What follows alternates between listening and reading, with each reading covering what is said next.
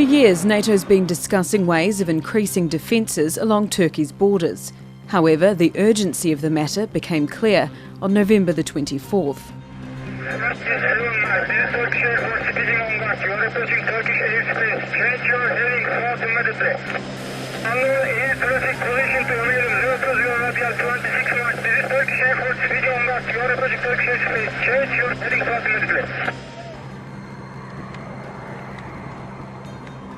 For the first time in 63 years, a NATO member has shot down a Russian jet over an airspace violation.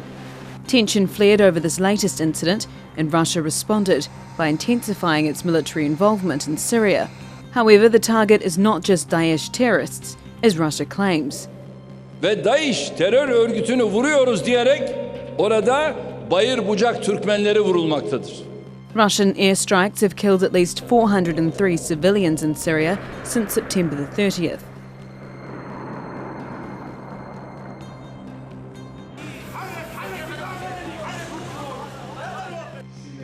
The president of Turkey's Humanitarian Relief Foundation says if bakeries and camps are attacked, that means the aim is to eliminate all Syrian people. As the Kremlin continues to flex its muscles over Syria, tension with NATO continues to escalate. Over the last 2 years, NATO members have been reporting a surge in airspace violations and submarines venturing into their waters. Think tank The European Leadership Network has identified 11 serious incidents since 2014. 3 of them were classified as high risk, which could have led to casualties or military conflict. On March the 3rd, 2014, a passenger plane avoided collision with a Russian reconnaissance aircraft, which did not signal its position in Denmark. On September the 5th, 2014, an Estonian security service operative was abducted by Russian agents on Estonian territory. On October the 17th, 2014, a submarine hunt was launched as intelligence reported suspicious underwater activity in Swedish territorial waters. Sweden said armed force would be used if necessary. The European Leadership Network reports that Russia uses these tactics to measure how other countries will respond to violation. It says these actions are intended to send a message of deterrence by demonstrating Russia has both means and willingness to confront NATO and US forces. Russia has denied violating international borders on several occasions. It expresses frustration when it's repeatedly warned. But the Kremlin, like every other country, has the right to defend its borders when violated.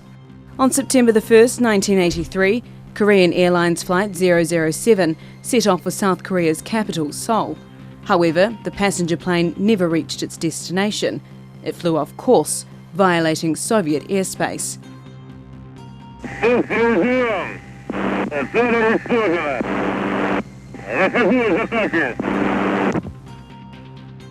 Soviet Russia did not admit responsibility at first, but when it did, it said the plane was involved in espionage.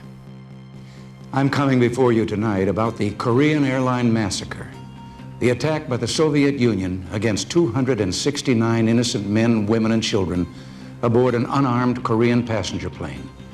This crime against humanity must never be forgotten, here or throughout the world.